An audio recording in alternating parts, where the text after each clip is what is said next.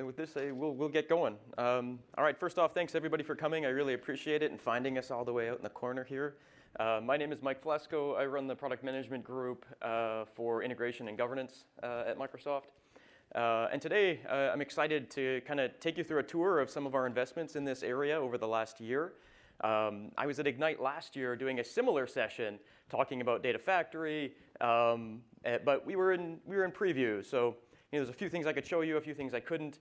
We've recently taken Data Factory to its version 2 to general availability a couple of months ago. So we'll do a lap around that and get right into it. But one of the things that makes this session so interesting, at least for me, is that I've had the opportunity, it's one of the nice parts about my job, is to get to interact with so many different customers across different verticals, et cetera. And one of the kind of resounding things we've heard over the last year is that it's really data, acquiring more data, using more data in your analytics and ML and AI that's transforming your interaction with customers, transforming your products, transforming the efficiency of your operations. And so I may be biased, but it's never been a better time to work in data integration. So with that, we're not going to go through specific customer case studies in detail, but I'll reference examples along the way. We're going to start out with what are some of the common scenarios that we've been hearing through our different interactions and is guiding a lot of the investments we've been working on. And also, what are some of the key requirements we've been hearing when it comes to an integration system or a data integration system for today's data integration problems. What we've been seeing is that there's a lot of new technology for data professionals. There's NoSQL stuff, there's SQL stuff, there's cloud stuff, there's on-prem stuff, there's SaaS stuff, there's lots. And so we need an integration platform that really allows you to work across all of these sources of data and all these rich compute environments that you have. And so we've been trying to take those requirements to heart and build them into these next versions of Data Factory as we go. So we'll touch on that, start out with a little bit of setting the stage. Then we'll get right into Data Factory and do a little bit of a lap around kind of what's new since last Ignite, what's currently there. And I'm going to mix in some new stuff along the way that we haven't shown before. I'll try and be really clear when I do that kind of time warp jump into the future a little bit as we go. And then touch on roadmap looking forward. From there, I'll try and leave a good amount of time for questions at the end. So with that, let's just dive right in. So first off, scenarios and requirements. If you were at the similar session at Ignite last year, we talked about similar 3 scenarios that really have been driving our investments. The first one, we like to say modern data warehouse, but don't fixate on the name too much. It's really the modernization of warehousing, which is, for a long time, we've all had ETL, read some source data, transform it to meet whatever our target shape was, and get it into the data warehouse. What we've been hearing over the last number of years, as people are working with more sources of data, larger data, unstructured data, is they want that pattern, that traditional ETL pattern, to grow up to support these new volumes and types of data. And so what we've seen that works really well in a number of production settings is this approach where you first ingest all of the data that you may want to use, whether you have a use case for it or not. So ingest is really copy it in its most native form, no transformation, et cetera. Bring it into a lake of some kind. So you can bring it into that lake, not have to transform it. The lake will store all kinds of data for you very cheaply in a scale-out manner. And then as you have scenarios or needs, you start kind of combing over that data in the lake, exploring it, preparing it, et cetera. This is where big data technologies work really well. They work well at taking lots of files, scaling across it, and scanning the entire file. So these typical things like data preparation tasks where you need to deduplicate or normalize are great parallel tasks for these big data technologies. Then once you've kind of prepared and shaped that data or trained your machine learning models, whatever it might be, you want to get it into an interactive store, a data store that's really good at joining data and has nice interactive performance to drive your BI. So that's where you're going to push the data into something like a structured warehouse that matches your dimensional model, whatever your dimensional model style is, and then hook that up to your BI tool. So we've really seen this ingest, prepare, serve approach working really well. It scales to large data. And is something we've seen play out quite a bit over the last couple of years with our customers. And what you'll see is that will increasingly make Data Factory with Spark and big database processing and DW work better and better and better together. So it feels like one modern warehouse as opposed to bringing parts together and figuring out how they best work. And then, so from an integration perspective, what's our challenge? The first challenge is connect to data anywhere. Any kind of data, any size of data, get it in for analytics, right? Second challenge is how do we orchestrate these data flows from ingestion, from wherever that data is, through preparation, et cetera, all the way into the warehouse. And we may have hundreds or thousands of those flows. How do we easily monitor and manage them as we go? So that's that first scenario of modernization of warehousing driving a lot of our investments. And I'll show you through demos some of the things we've been doing to make this easier. Second one, that frankly we kind of stumbled upon through growth of and usage of the various products, is for a lot of modern applications, they're transforming what they do by leveraging more data. If you think of a lot of SaaS applications, whether it's marketing campaign analysis or retail e-commerce websites, they have gigantic data integration needs. So what we found is that in working with customers like Adobe and their Experience Cloud, they ingest in a ton of data about all of your marketing campaigns, et cetera, et cetera. Then they prepare that data and analyze that data. And it's the insights off of that data that's driving their marketing cloud experiences, et cetera. And so what we found is that these modern data-driven applications have significant data integration and analytics needs. And so the pattern works really well. It's just on the right edge of the pattern. Instead of thinking about loading your relational model in your warehouse, you're going to load a data store that's fit for purpose to back a high-scale application or your web application or your SaaS application. This one we've seen just take off like crazy over the last couple of years, where people are using our data integration systems, Data Factory, et cetera, to drive patterns like this and largely do it programmatically. And so we'll talk a little bit about that as we go. And then finally, but certainly not least, is this notion of if you've been doing a material amount of integration on-prem with SQL Server and SSIS, we've heard from a number of SSIS users that they're looking to move to the cloud for various reasons.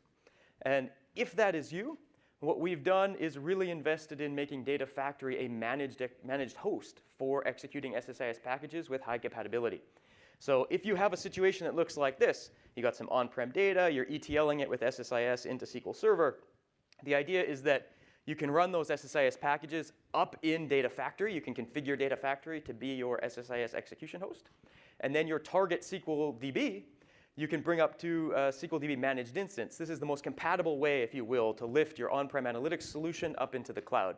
And then, of course, not all source data is going to move at the same pace as your ETL and your target DB. And so you can establish a secure VNet-based connection right back to the source data, so that if all source data is not moving, et cetera, you can still reach back to everything you need to in ETL.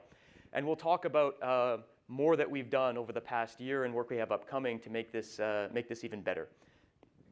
So these are the three scenarios. Modernization of warehousing by joining the worlds of big data and warehousing.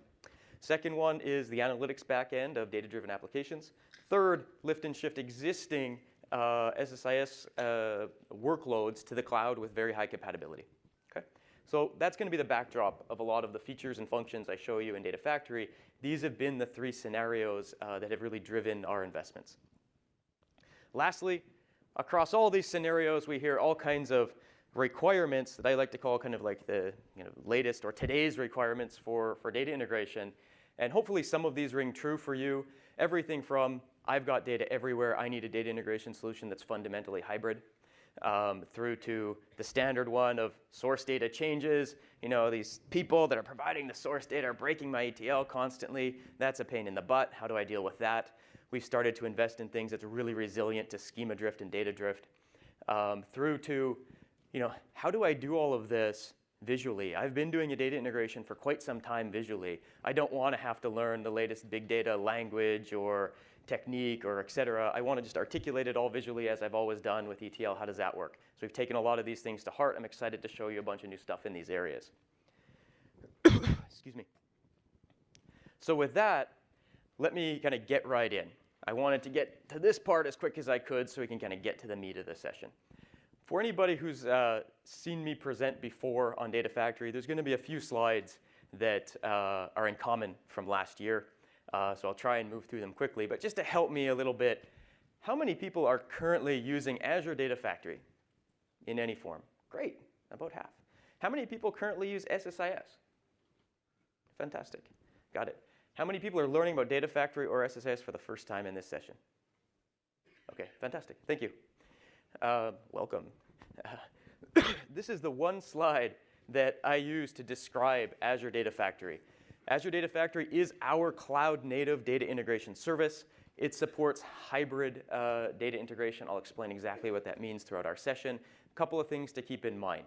It's got a very flexible application model so that you can articulate all the triggering semantics and orchestration workflows, et cetera, that you may have to kind of model your needs. Second is that going back to those patterns we looked at, scenarios we looked at, we invest a lot in data ingestion and data movement. And the idea is that to really empower analytics, you want to be able to connect to any data, whether it's on-prem, another cloud, a SaaS app, an on-prem enterprise application. And so we're constantly adding more connections, more connectors into Azure Data Factory. We're currently at just over 75. I think when I was talking last year, we were in the 30s. And so we're constantly adding more connectivity. There's no added cost for that connectivity. And then for connectivity to sources of large data, we're constantly trying to improve throughput and performance and elastic scale to the point where now we're regularly seeing users connect, maybe ingest log data from like an Amazon S3 account into Blob at a gigasecond. That means you can now move a terabyte in about 15 minutes. And so we're really trying to work on scalable movement, really simple movement of data as that first leg in your analytics journey. And the next thing is that you can configure Data Factory to execute SSIS packages. SSIS was our ETL tool that ships as part of SQL Server and has been kind of our mainstay ETL product on-prem for many, many years. And then lastly, we've invested a lot in monitoring and authoring. And so last year at Ignite, I talked a lot about the application model changes, the data movement capabilities, and did a lot of it programmatically. This year, I'm really excited to show you it completely visually. Okay? So last year, we showed how like, there's REST APIs and there's language-specific SDKs. Those are fantastic if you want to script and execute with Data Factory programmatically. This year, I'll show you all the new visual tools that we've created. And so with this is kind of the 101 version of Data Factory really quickly for those that are new, or maybe it's a refresher for those that have used. But I want to establish a few key concepts around Data Factory that will be kind of critical to follow the demos. First is, I know everybody's situation, you've got to ingest, you've got to connect to your data sources, right? Wherever they are, on-prem, cloud, another cloud, et cetera. How does that work? With Azure Data Factory, you're going to instantiate an instance of Azure Data Factory. When you instantiate an instance of that, it's just an account. Nothing's being spun up, you're not paying for anything like that. That account specifies the location, the physical location, US West, US East, et cetera, that we're going to store service metadata. This is like the definitions of your pipelines. Think of it as like source code. It's also the location we're going to run the orchestration from. So that's where the puppeteer is standing and kind of command controlling all the steps of the pipeline. Okay?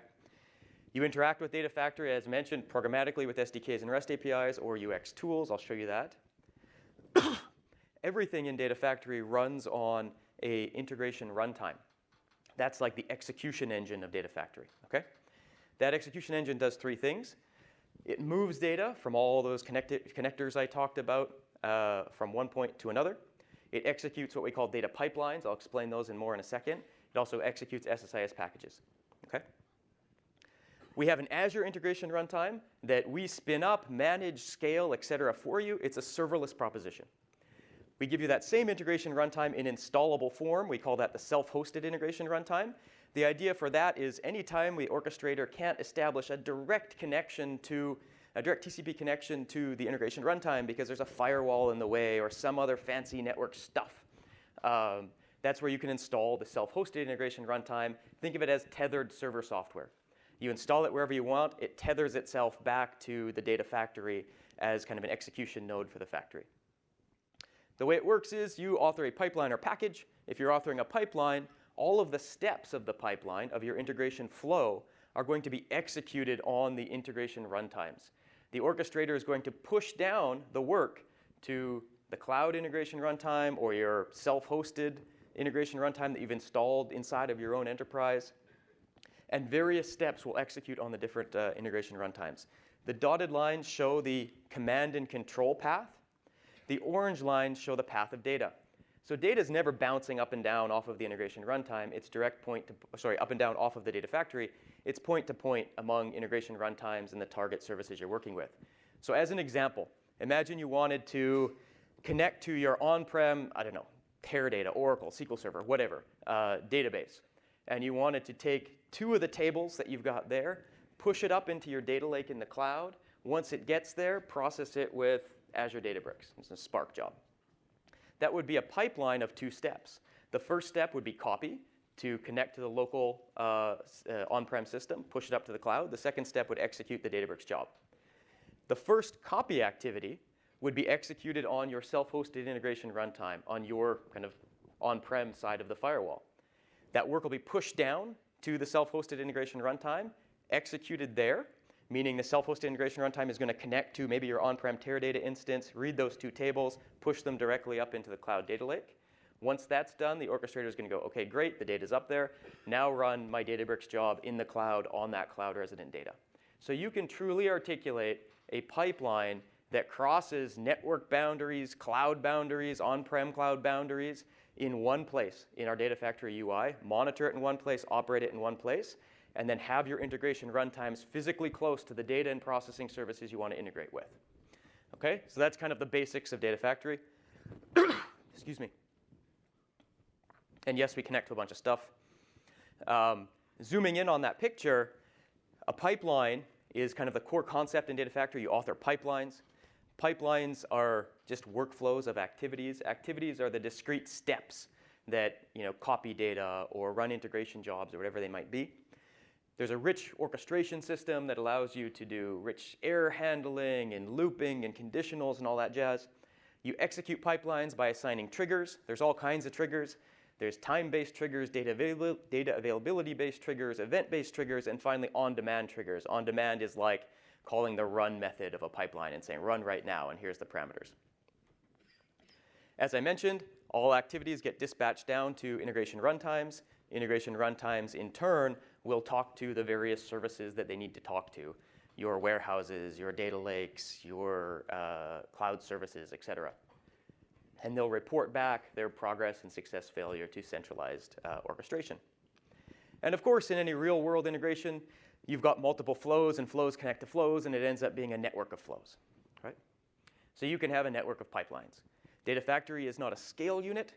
It's an organizational unit. So you can organize all of your pipelines of a particular domain or problem area inside of a pipeline and put all of the you can organize all of your pipelines inside of that Data Factory and put all of your pipelines for a particular problem area, organization, et cetera, inside of one Data Factory. So you can put as many pipelines as you want, have them interconnect, and manage a big grid of pipelines as data flows through and you have interconnections. Lastly, the other services and servers, SAP instances, data warehouse instances, Hadoop instances that Data Factory interacts with, that the integration runtime interacts with, we call them linked services. Services that have been linked, glorified name for connection string, in Data Factory, okay? So pipelines have activities. They're triggered by triggers. Linked services are all the things you're interacting with. So with this, let's just do a demo and kind of see this thing in action. I need to get my computer to wake up again. Fantastic. All right, let's switcheroo.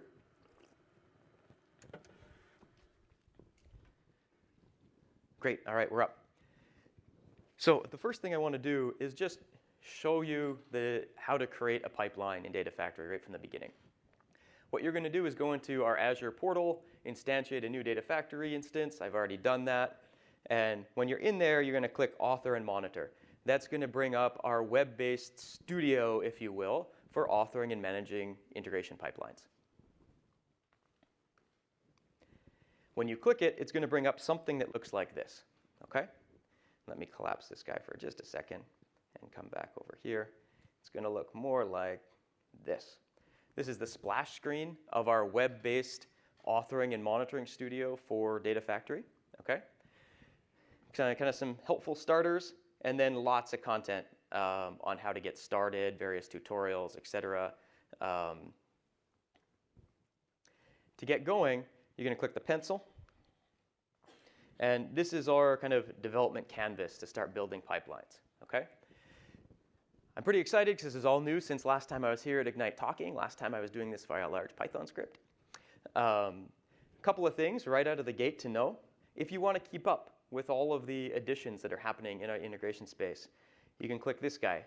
And all of the release notes will always be there, pointers to documentation and blogs and all that kind of fun stuff. It's a good way to kind of keep up to date with what's happening. Next is, if you don't remember something that we went through in the session, you can always ask for a guided tour. And it'll walk you through the UX and remind you of certain features and what they do. Okay. But let's get going with building a pipeline. So typically the way you're going to start is you may say, I want to start by building a new pipeline. Let's just create a little more space here and get rid of some stuff. All right, and the resolution gives me some space. Great. Now, in that flow, we talked about ingesting data, then preparing data, then serving data. So something like that would look like, in my pipeline authoring canvas right now, I bring on a copy activity that allows me to ingest data. And in that copy activity, at any point during authoring, if I want some help on what else do I have to fill in and do to get this thing working, I can click validate. And it's going to tell me, oh, you're missing this information, this information, this information. Click each one. It'll take you right down to the setting you need to fill in. Okay, you can kind of use that as your to-do list as you work if you like. So in this case, I've got a copy activity. I'm going to connect this to a source data set. Think of this that's connected to a linked service. We're going to connect to an Amazon S3. I've already set up the linked service object, so you don't have to watch me like fiddle with credentials and stuff. So I'll select this guy here. The destination of the copy, the sink, same kind of thing. Let's go. Is an Azure blob storage. Okay. So now I've said copy data from an Amazon source to Azure blob storage. If I drill into the source a little bit more and say, okay, from where? Well, here's the connection information. It's going to go to S3. It's going to go to a particular bucket. That bucket's being at dataset bucket. That's just a parameter. It's saying at runtime, you're going to tell me what bucket I'm going to copy. And in this particular case, I've got it set up to do a recursive copy, so everything there and below. I can test connection. And as I provide a default value, previewing data will light up, etc. So if I come back over to my pipeline here and look at our sync really quickly, edit here. We're connecting to an Azure blob storage. I can test the connection. I can browse the blob storage. I can browse the S3 account if I want help selecting paths for targets and sources. And then as I'm building, last thing is I need to fill in that bucket parameter that was there. So let me come over here on the pipeline, set up a new parameter that we call bucket. So we can provide that data kind of at runtime. And sales S3 data is going to be the value of the bucket we're going to use. Perfect. And then come back to our source and say where to get this. We're going to actually take it from the pipeline at runtime from its parameters list, and we're going to use bucket, the parameter we just defined. Okay. So I'm starting with my first ingestion task, just kind of drag and dropping, selecting the things I need. At any point in time, I can, again, validate. This time, okay, I've got it all configured well, good. Before I deploy anything anywhere, sometimes you want to just do debug runs. You want to just run it, see how it's working, get feedback. And so you can click debug at any time. There's our pipeline parameter that we just defined bucket. It's saying, okay, you've got a default value. Do you want to provide any other values? I always forget what the actual value I wanted here was. Sales S3 data. Did I get it right? I got it right. Great. So I can say, go ahead and do that run. And now what's going to happen is it's going to try and run this pipeline that we just built. And right inside the browser, it's going to start to give me feedback on how things are going. And so it's currently in progress. And we've been in for about 8 seconds. You can always click the in arrow to see all the input state to the pipeline at the time of execution. We just succeeded. I can click the little glasses to get a summary of what just happened. So we connected to S3. We copied just over a meg of data over to blob storage. There was this throughput, et cetera. And this is how you get started with Data Factory, by kind of dragging, dropping, debugging, filling out, and start building out your pipeline. So the typical thing at this point would be, OK, great. I've just ingested some data from one cloud to another without too much work. Then I want to start processing that data. Maybe I want to use Azure Databricks and Spark and a notebook to go do that. So I drag the notebook, and I want to do that if things work out. If things don't work out, maybe I want to make some web call to one of these new fancy telephone alert systems or something. And so I'm going to say green arrow on success, red arrow for failure. Do this. Align it all pretty for me. And now we're starting to build out our connected pipeline of steps. After the data ingests from Amazon, we're going to kick off a notebook to process the data. At this point, I'd hook it up to a Databricks notebook if I wanted that to execute on the incoming data and pass parameters between the stages. So you don't have to watch me kind of do this step by step. I'm going to jump over to a pipeline that I built earlier that's a little more involved. Let's, again, give some space here. And what's happening here is we're ingesting from a number of different data sources. Let me zoom to fit here. You can kind of get the bird's eye for a second on what's going on. From about 5 different data sources, you're going to ingest data. Once it all lands, we're going to kick off a series of Databricks jobs to prepare and clean this data. Once it's cleaned, we're going to load it into our warehouse, which is the final copy data step. A few things that we've added. First is, now you can articulate all of your workflows, your data flows, et cetera, completely visually in Data Factory, debug in the browser as I've been showing you. And this particular step, if I remember this one right, is trying to connect to Salesforce. It's going to execute an arbitrary query against that Salesforce account, pull in the result set of this, and push it up into our data lake. If I've connected to the Salesforce account, I've written the query, and I want to go, OK, is this actually the data? Is this the right data? Do I have it just right?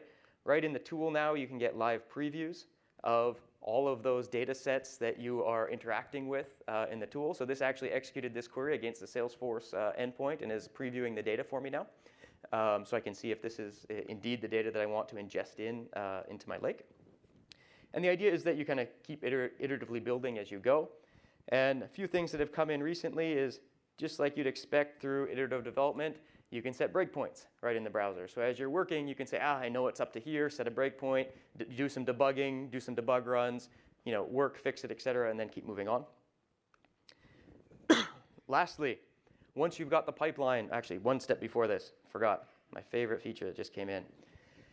As you start wiring this up to Azure Databricks or SQL DW or to execute stored procs or whatever it might be, oftentimes you're going to build out this pipeline, wire things up, and then you're like, man, I mixed something up in the notebook. I want to quickly get to the notebook, do an edit, and then come back to the pipeline and run.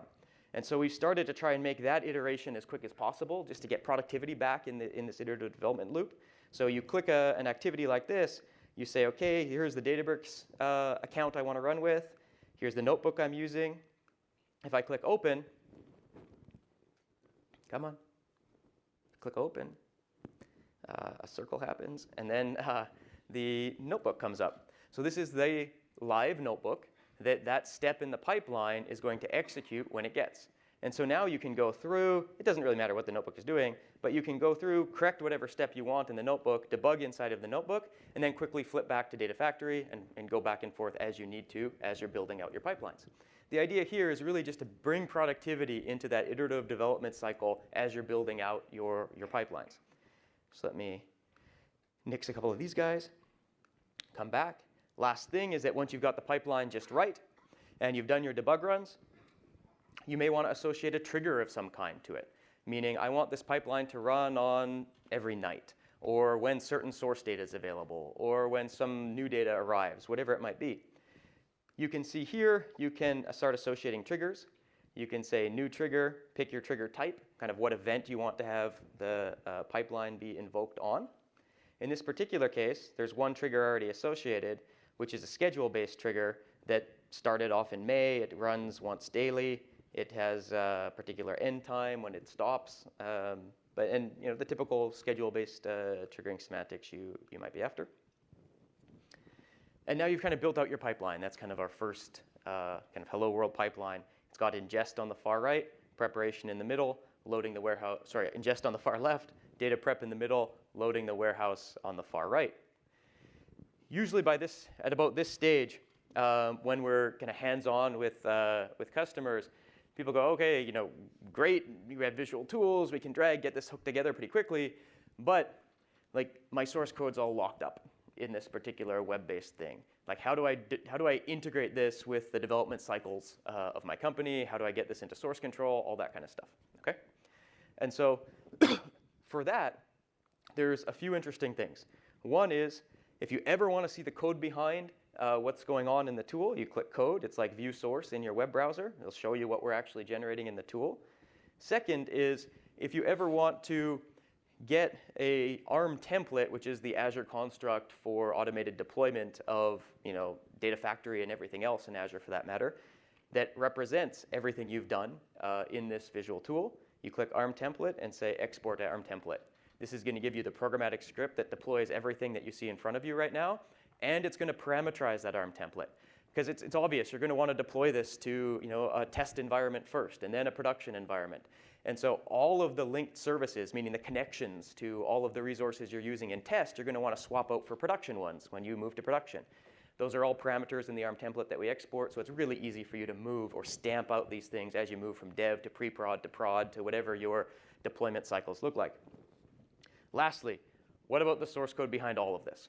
How do I get that into source control? For that, we've got a couple of modes. Right now, my deployment target is set as the data factory itself, meaning deploy this to the service after I make this pipeline. So I've got here called pipeline 1. You can see it's got a star. We're currently working on it. Hasn't been deployed yet. So there's a button that says publish all with little number 1. Basically, it's saying there's one pipeline that you've touched that hasn't been deployed yet. Right? There's one dirty object, if you will. I could click this, and it would deploy right to the data factory right now. Okay? But a lot of times, you're going to start working on a pipeline, do debug runs, and it's a fairly involved thing, right? And so you're like halfway there, and you want to go for lunch or go home or whatever it is. And you want to check that code into source control, your working branch, whatever it might be. Okay? So for this, you switch the deployment target. In this particular case, I'm going to just discard the changes I have right now. Just going to switch over. There we go.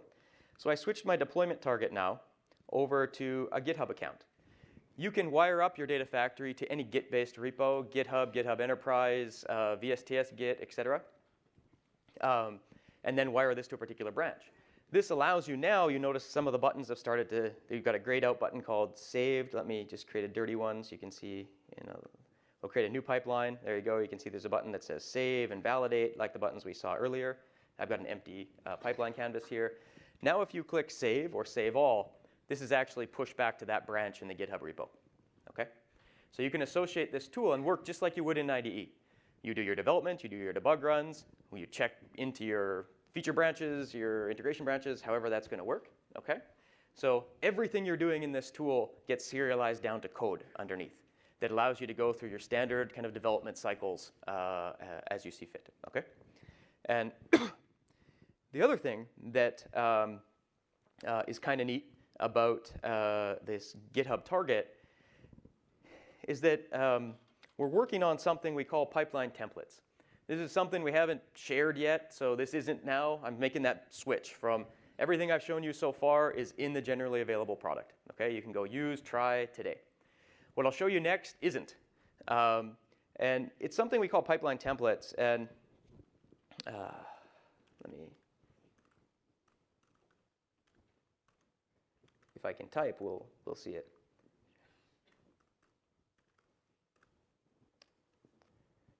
Reload this guy real quick. And the idea of pipeline templates is that for anybody who's working into integration for a while, you end up building these pipelines that are, or flows that are kind of like functions. They take arbitrary parameters, that is the location of the table you want to ingest or the script you want to run, et cetera. And so a pipeline is almost like a function with a lot of parameterization, and it can connect to various services. As you start to build really rich logic inside of those pipelines, you want to be able to reuse them.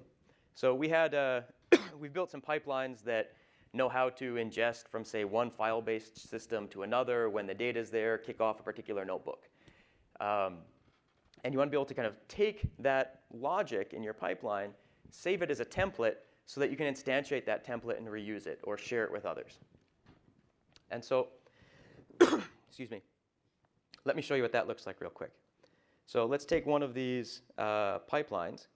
Let's say a really simple one that copies data from S3 to blob. It's all configured the way I like it. But I want to instantiate this with a different S3 location, a different blob location, a different S3 account, a different blob account every time. I don't want to have to redo all the configuration in the middle. Okay? So now what I can do is any pipeline, a simple one like this, a large one, you can save as template. So when I click Save as Template, it kind of shows you, like, this is what it is. Give it a name, a description, and it's going to serialize this as a pipeline template into the backend GitHub account. Okay? So this particular data factory is wired up to my GitHub account, which is up here. If I hit Save on that window, it's going to serialize it into a templates folder with the particular pipeline template that I have. Okay? And when I come back here, and now I want to go use that template, or use a template that's been provided by somebody else in the organization, or use one that Microsoft provided. I can say New, Pipeline from Template, and it's going to go two things. It's going to go read the backend GitHub account that you're currently connected to, and find all the templates and present them to you. And you can select one of those and instantiate it, as well as you'll start to see Microsoft start to publish a number of templates for best practices. I was having a conversation a few hours ago with some folks, and they were like, look, I've got this interesting pattern where I use a control table, I enumerate over all the rows, and every time I see a row, I go and copy data from that particular location up into the cloud and run processing. Once you've got interesting flows like that and best practices worked out, you can save them as templates and invoke them many times. And so as we see practices, we'll publish templates. We hope you publish templates as well. We'll accept contributions from everybody. But the idea here is I could go, this is really what I want. Thank goodness somebody's built this for me. I just want to provide a connection to my resources. Instead of your blob account or your Teradata account or your Oracle account, I want to provide my own, but I want to reuse all that logic. This is what you can do. So you select this guy. It tells you everything you're going to have to fill in. You say, use this template. And now you've got the template. Let me get a little more real estate going here. The template's been instantiated in the background. And it's, again, that validation that's showing you everything you need to fill out. Let me get rid of this so you can see a little bit better. And here's that pipeline template that somebody else has created, instantiated here for you. And the only thing you have to do is fill in the holes, fill in the parameters, bind it to your resources, bind it to your stored proc instead of their stored proc, whatever it might be that they've parameterized for. So hopefully this kind of facilitates a bunch of pipeline reuse among the community of those using Data Factory. That's something that's upcoming. This is kind of in the works right now, but I thought I'd show it to you as we go by. Let me discard these changes. All right, one more thing before we move on is in the monitoring side. Anytime you're creating and executing pipelines, there's also a monitoring view inside of the tool itself where you can select a time range. I'll maybe say the last 30 days. Here's all the pipelines that I've run over the last 30 days. Those that have succeeded or failed, you can filter by just the ones that failed, just the ones in progress, just the canceled ones, etc. And then you can look inside the pipelines. You can go, this particular pipeline has failed. What were all the parameters passed to that pipeline when it was run? And you can see all the input state to a particular pipeline, and then you can start to drill into the pipeline and say, what were all of these steps in the pipeline? Which ones succeeded, which ones failed? What was all of the state that came into that step, that came out of that step? What was the error message? So you can really kind of granularly dig in step by step throughout a pipeline and kind of debug what went on. And then whenever you want, you can come back and say, I want to rerun that pipeline as it was sometime in the past. Exactly what the state was that was passed in at that point in the past, I want to rerun it like that right now. Maybe you fixed some logic error, or you updated a token, whatever it might be that addressed the issue. Okay, so that's a quick thing on monitoring view. Last thing I want to show you on the visual surface here is anytime you're interacting with something and you're like, man, I really wish there was a blah here, or I'm not really liking this. Please click the smiley face and use a smile or frown is a very complicated system. You're happy about what you saw. You are unhappy about what you saw. Select either. Both are super valuable to us. You can imagine we get more, people tell us more when they don't like something than when they like something, but that's kind of life, I guess. And the more information you give us, the better we can help. We look at these every day, okay? So you've probably found, if you've used it before and you're like, I found some little thing, could you please fix it? Those things will get fixed very quickly. Or additions or enhancements, whatever it might be. It's a great way to communicate right back to our team. All right, so on that note, let me switch back over to a different factory. And I want to show you one more feature that's upcoming. This is probably our biggest new feature on the way.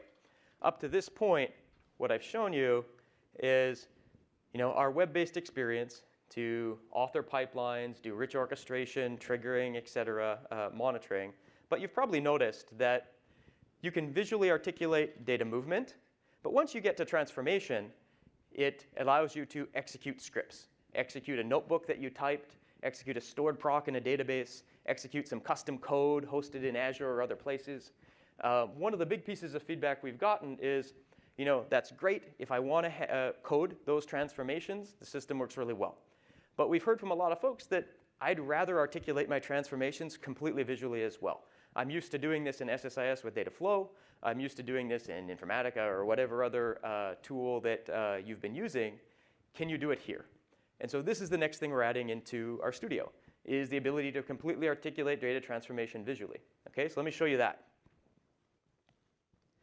So I'm switching factories now because this is kind of a feature in the making, if you will. Okay, so this one's not yet publicly available, but we're adding a new feature we call data flows. For those familiar with SSIS, you can now visually build a transformation. You don't have to be a developer or anything like that.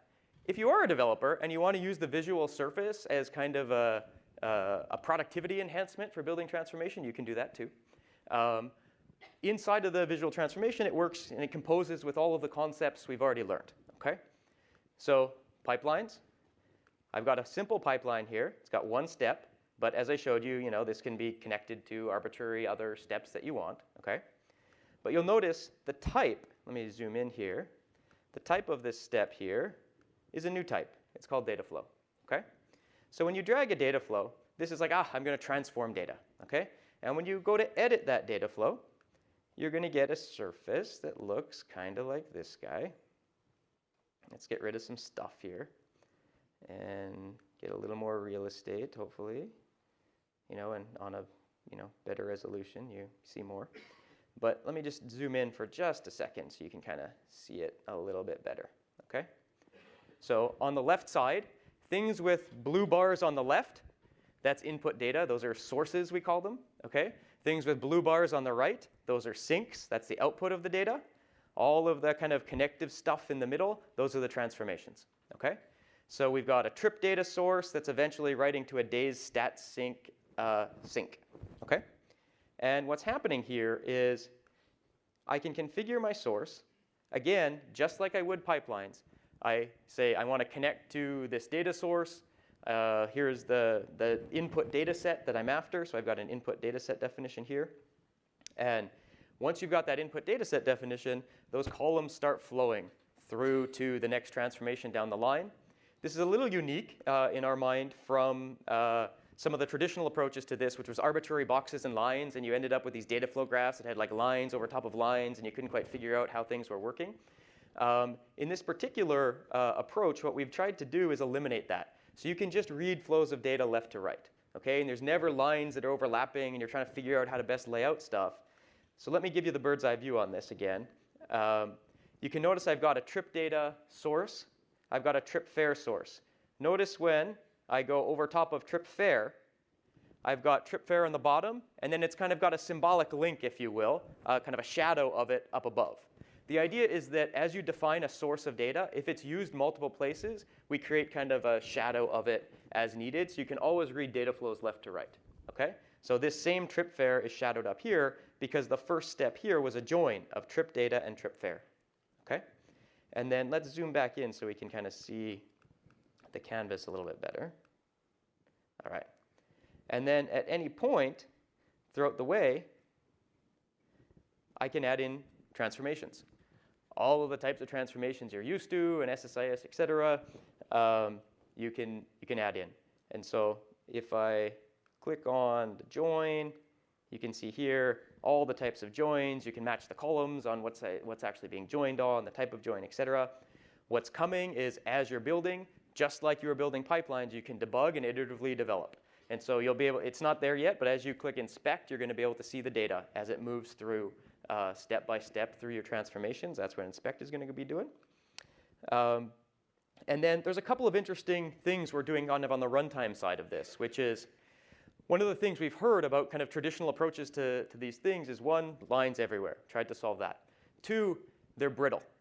Brittle for a number of reasons. One is, as input data changes, oftentimes traditional data flows have to be fully mapped to all the input columns.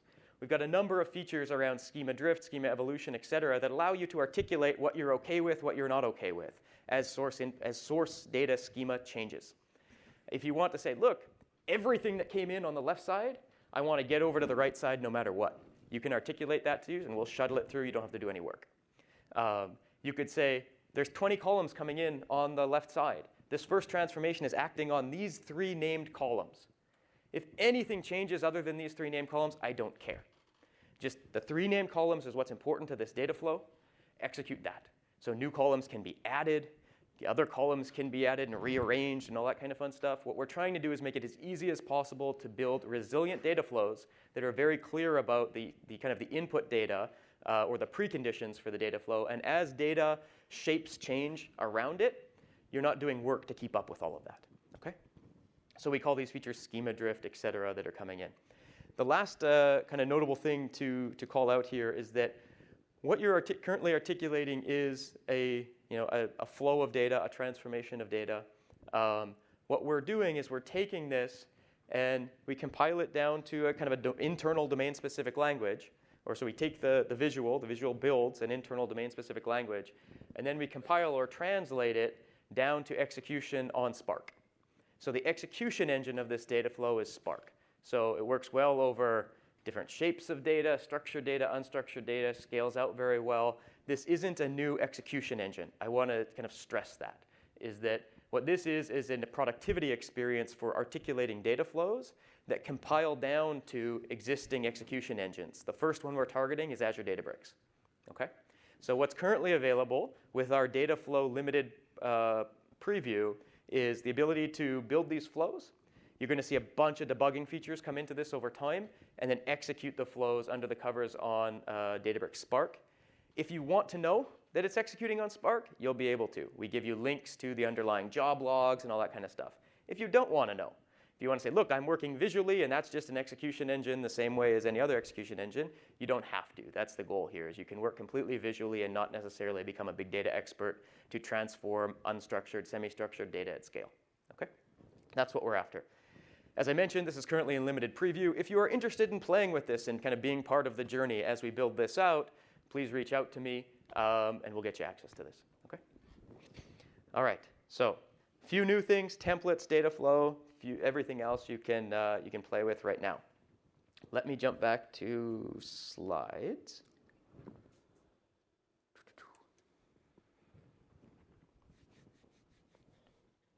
Great. Okay. So moving on. We just saw no-code data transformation at scale. That's what we call data flows. So it looks like that, not like that. Another screenshot. But next thing I want to talk about that was announced at Ignite here was something that's called Microsoft Graph Data Connect. For anybody that's familiar with Microsoft Graph, has been around for a little while. That was a set of REST APIs that allowed you to interact with your Microsoft resources, your Office data, et cetera, right? And you could make REST API calls to get back point data kind of about your calendar, your email, et cetera, right? What's being announced at Ignite with Data Connect, and there was a session yesterday and then another session tomorrow that gives you even more details on this, is the ability to use all of your Microsoft 365 data at scale to drive analytics and AI. So as you know, if you're doing analytics, you can't go do a REST-based call to get a little bit of data. You need to get the entire corpus of calendar information, the entire corpus of email message information, in order to analyze and use. So an example scenario could be you want to get all email communication for your customer support aliases. Then what you want to do is you want to analyze those communications to figure out what are the most productive customer support personnel doing? What are their communication patterns? Why are they so much more successful, driving so much better customer satisfaction than others? How do you do that other than actually analyzing what's going on? And you need all of that data. So with Microsoft Graph Data Connect, you can now get full data set access, a snapshot of that data that you can refresh on a schedule, into Azure, into your data lake, and write data flows and transformation scripts and build machine learning models using all of that data, okay? Just like we talk about ingesting data from on-prem Teradata, you can ingest your Office 365 data. And this isn't just for you, this is for your tenancy, okay? So you need all of that data to be able to drive rich analytics. The key thing here is making sure that your tenant admins are still in control. So there's rich policies and governance workflows saying, this particular application, et cetera, wants access to this corpus of data, and your tenant admin is still in control of it to allow that or not, okay? So how do you do it? Use Data Factory, of course, right? And so when you want to kind of invoke Graph Data Connect, you just build a pipeline, an ingestion pipeline, the same way we were building when we connected to the Amazon S3 account and brought it to Blob. Now there's a new connection to Office 365. And the first set of data sets that we support with Data Connect is your email data, your calendar data, the contact data, mailbox settings, et cetera. And so just as easily as we pulled data from our S3 account, you can now pull significant volume of data from your Office 365 to drive, I gave the example of support analysis and improvement. But anywhere that those data sets you can think of using to enrich analytics or AI, you've now got it at your fingertips at scale in Azure. Okay? There's a screenshot below of, again, just building a pipeline like you already saw, but this time using the O365 connection. And when you do it, it'll show you all the data sets that are available. And then you build that pipeline, you associate a trigger with it that says do it every hour, et cetera, and that's how quickly you want to refresh that data. Okay? All right. So I'm going to switch gears a little bit from Data Factory pipelines that are kind of hybrid data integration service through to SSIS. Okay? Again, SSIS has been our ETL tool that we've shipped with SQL Server for, since forever. And as we know, there's a ton of active usage in existing projects, right? If you are in the stance of going, you know what? I want to be able to lift that to the cloud. I don't want to have to manage that infrastructure on-prem anymore, or whatever the reason may be, you can now configure the integration runtime in ADF to be a SSIS package execution environment, package hosting environment, okay? And I showed this exact slide at last Ignite. I chose to use the same slide because last Ignite, all of the blue text said stuff like coming soon, or we're going to do it, or some language of that nature. And so I was pretty excited to be able to flip over all of them and say that they're currently now there, and they're all generally available. Okay? So when you configure the integration runtime, it's the Azure integration runtime that you configure kind of to be in SSIS mode. You have a wide selection of node sizes so that you can mirror what you had on-prem. You'd have SSIS installed on a machine of a particular set of specs, CPU, memory, et cetera. We keep adding more node size options in the cloud. The next one was Enterprise Edition. If you're running Standard Edition or Enterprise Edition on-prem, we now support both in the cloud. Last one is compatibility. What we heard from folks last time we announced this was, that's all great, good that you're entering Standard, you have Standard and Enterprise Edition and all that jazz, but we often do a number of configurations and customizations on the nodes themselves that we install SSIS onto. We now have the ability for what we call setup customization, which is basically you can write a script.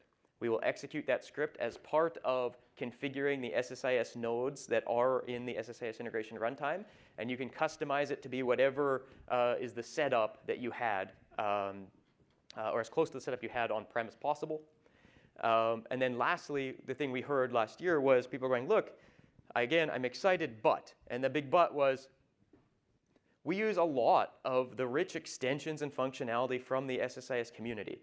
I think as anybody who's been working with SSIS knows, there's a bunch of vendors who provide task libraries and all kinds of cool stuff to extend the kind of the base product. I'm really happy to say that pretty much all the major ones now support SSIS in the cloud. They're all released. They're all available. You can install them all today. I'll talk about them in a second. And then, first off, thank you to all of those partners. They did such a great job over the last year working with us. And lastly, pricing. When you turn on the SSIS capability, we had the ability to run by the hour and price by the hour. We now also have the ability for you to apply your existing on-prem SQL Server licensing to your cloud use. So if you really are running some SSIS workloads on-prem, and you're picking them up and you're putting them to run in ADF, you can say, look, I already bought that SQL license, apply it up here. It's as simple as a checkbox when you deploy. You just say, yep, I'm applying the license right there, and we'll then take it down to the base infrastructure cost to execute that package for you. When you do that, you'll notice it's up to about 88% savings from the hourly price. Okay? So you can apply kind of one-for-one your licenses that you have.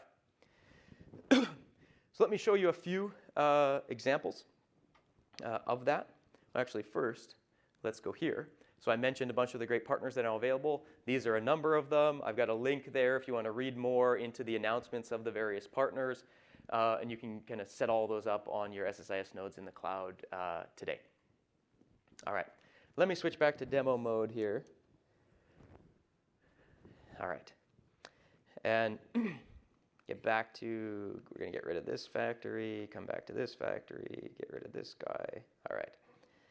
And last year, what we showed at Ignite was taking an existing package, just using the existing Visual Studio data tools, et cetera, and deploying that package up into the cloud. And so we deployed last year. That's great. This year, I want to show you a few other integrations that we've done with Data Factory and SSIS. So first thing is I'm in now SQL Server Management Studio. This is kind of the standard tool that anybody who's been using SSIS is aware of. And I've deployed a particular package. It's called matching DTSX. It doesn't really matter what the package does. In this particular case, I've run a setup customization. I've also installed some third-party packages. Okay? And right from the tool, I can execute the package. This is going to execute the package that's currently hosted up in the cloud-based SSIS execution. So what I'm trying to show you is that all of the native tools that you've been using for SSIS, SSMS, SSDT, they all just work. So whether it is the SSIS runtime we're providing for you or your own, same tools, same gestures, same everything. And so if I click execute right now on this package, there we go. And I say go ahead and run this thing. Yep, pretty sure run it. And then flip back into my factory. Let me get my little nav thing back here and switch out of kind of Git as my deployment and back to the live factory. I'm just going to get rid of some of the things that we were using as the demo. Switch into my monitoring. You'll notice you can also monitor integration runtimes. There's cloud ones, there's self-hosted ones, there's your on-prem, and I've also got one that's configured with SSIS. And so if I look inside this now, you can see I've got 2 nodes of SSIS running hosted up in Data Factory that currently has X available memory, certain CPU utilization, et cetera. The package may have already finished by now. It's a pretty simple package. And I can also go look at all the activities that are running on that integration runtime. So you can see some of the runs I've done in the past. There's that matching activity that ran on there. I can look inside. I can look at the state, et cetera. And so you can monitor the integration runtimes, the ones you've installed on your own on-prem environments, the cloud ones, et cetera, right from inside a Data Factory. But then also, you've got the standard monitoring screens that you've always had in SSMS. You can see I just executed another package. You can see I've maybe practiced this demo, 3 other times, because this is the 4th time it's succeeded. And you can go from there. So high compatibility to execute SSIS on-prem packages up in the cloud. One more capability that we've added recently, which is the ability, if you want, to be able to use your existing SSIS packages up into the cloud and then join that with ADF pipelines. And so if that is useful to you, meaning you want to reuse everything you've already got, but then start to leverage pipelines and some of the serverless and data movement capabilities that they have, you can now do that. We've added an SSIS package execution activity to Data Factory. So just like I was kind of binding copy to a notebook activity to data flow, you can bind that to an SSIS package execution activity. This also lets you use all the triggering capabilities of ADF to trigger your package. So of course, you can use SQL Agent in SQL Managed Instance, et cetera, but if you want to use any of the other trigger types in Data Factory, you can do that as well. Once you've got your package up in your tool like this, traditionally you could right-click, schedule. This is nothing new. You'd click schedule. That would have set up, the SQL agent in SQL Server to, wire the scheduler to this particular package, right? But this package is hosted in Data Factory. So how do I schedule it there? So if I click schedule, it says, it's verifying my Azure SSIS integration runtime. And so it figured all that out. And it says, here's my package, great. And I can select what, all of my standard scheduling information, okay? When I click OK, what's going to happen is the tool is going to automatically generate a pipeline with an SSIS execution activity, wire it to this package, and take all of the scheduling information and create a schedule-based trigger in Data Factory, okay? So if you click go, that's going to happen. It takes a second or two. I don't currently am not trusting the network environment here. Let me switch back. I did this just before I had come in the room. Here's SSIS demos. This is exactly what would be generated. Actually, I did this one last night. So you can see here's a pipeline. Let me get rid of stuff so we can kind of zoom in on what's important. The pipeline has one activity. It has the SSIS execute package activity. Okay? This was all auto-generated for me when I clicked OK on that last dialog. Okay? And you can see that activity, let me click this guy, in its settings, is automatically wired up to the right package, the right execution environment. Don't have to do anything. It's ready to run, as is. Okay? And then, in addition, it created a trigger, a schedule trigger, right here, that was all of the information that I filled out in SSMS. So if you want to deploy your packages to ADF in the cloud, right-click Schedule.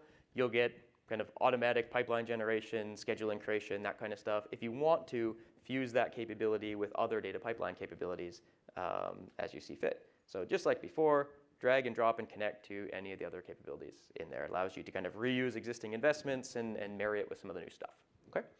So that's kind of the last of the new elements in SSIS. So again, enterprise SKU, setup customization, all the partner stuff, new activity in Data Factory pipelines.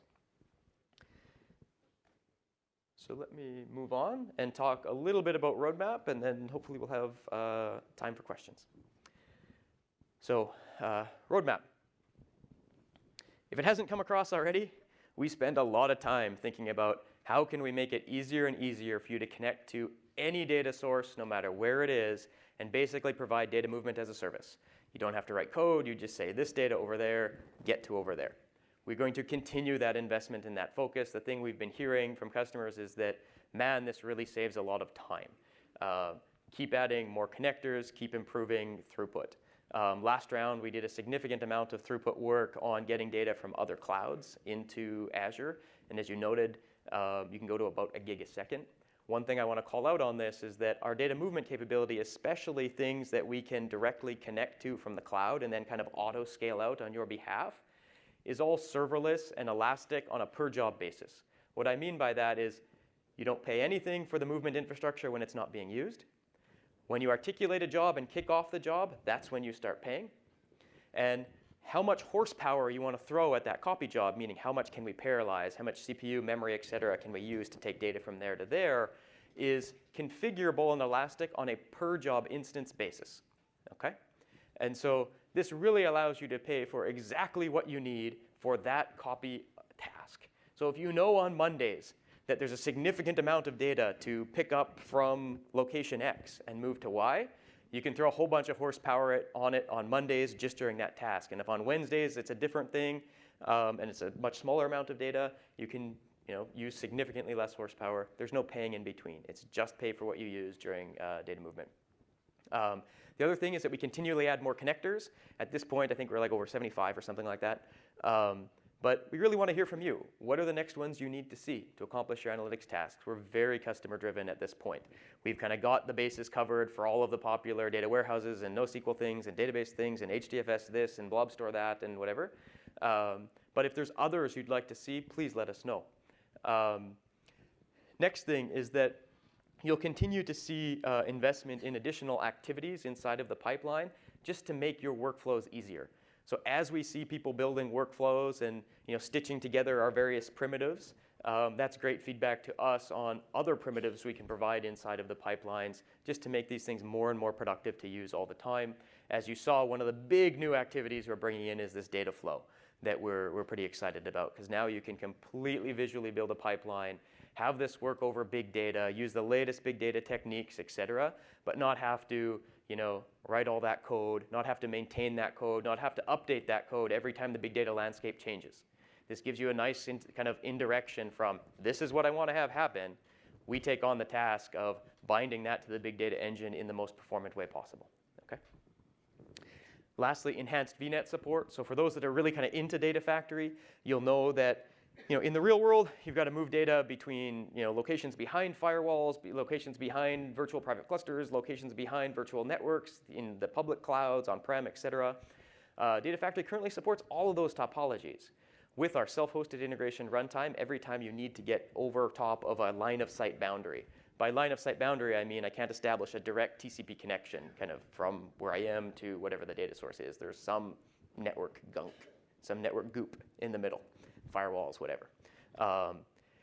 For VNet configuration in Azure, we're working on being able to have all of our serverless capabilities with VNet as well. So instead of having to use the self-hosted integration runtime that you would use today to kind of get inside of the VNet address space, we're working on the ability to dynamically bring up capabilities inside of a VNet, execute securely in the VNet, come back down and get out. So again, you can spin up quickly, pay only for what you use, but have all of the security guarantees of kind of virtual networking in the cloud. So this is a kind of big investment for us that we've been working kind of across Azure to enable. Last one, visual data transformation. I talked about this one. This one is, I'm very excited about. Pipeline templates. This has just been an ask from our users of, hey, I've built this pipeline. I want to make it reusable. Or what are the other best practices people have done? Can they share their pipeline templates so that I can instantiate their logic, but with my connectivity? I showed you a little bit of the early works on that today. I expect that to come out in the coming months. And then lastly, I'm sure for everybody, data governance and data discovery is starting to become more and more top of mind, whether it's because of industry things like GDPR or enterprise policy or whatever it might be. This is another area of focus inside of my team, which is how do we make it really easy for all of these integration systems like Data Factory and our data processors to be able to share metadata. Everything they know about data, be able to share it among the various processing systems, be able to easily discover all the data sets that you have in your lake, warehouse, et cetera, and then finally be able to govern them more from a kind of compliance perspective. And so we're going to have a lot more to say about that in the coming months, but the idea here is that as we have worked inside of Microsoft to help it to comply with GDPR. We've incubated a lot of interesting technology that we hope to bring to bear in the coming months to help you govern your big data systems even easier. And so we've got about 5 minutes or so left. And with that, I would like to say, please submit your evaluation. It really helps me make this session more relevant and better when we do it again in the future. I very much value your feedback. And lastly, I'd just like to say thank you. I know it takes a lot of time to come to these sessions. I appreciate it. I appreciate your attendance, and I'm happy to take your questions. Thank you.